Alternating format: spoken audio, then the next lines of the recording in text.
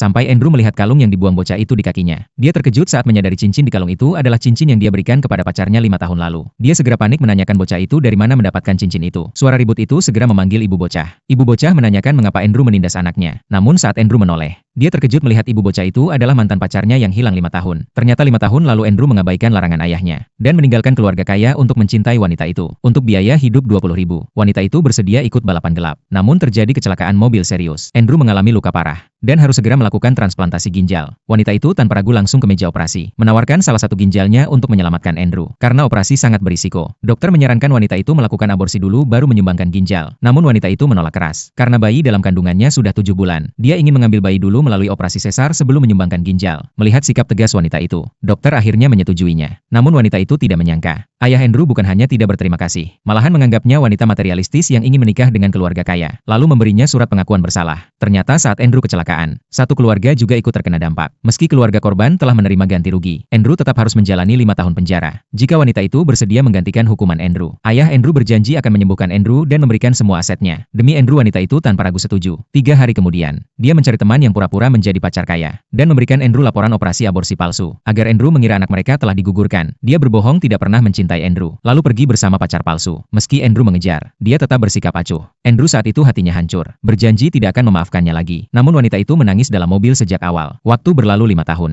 Saat wanita itu keluar penjara, 5 tahun itu pacar palsu merawat anaknya. Karena lahir prematur, anaknya menderita penyakit jantung bawaan. 5 tahun itu mereka menanggung penderitaan tanpa henti. Di perjalanan pulang, anak itu kambuh lagi penyakit jantungnya. Wanita itu segera membawanya ke rumah sakit. Dokter mengatakan kondisinya serius, harus segera operasi. Biaya operasi $300.000.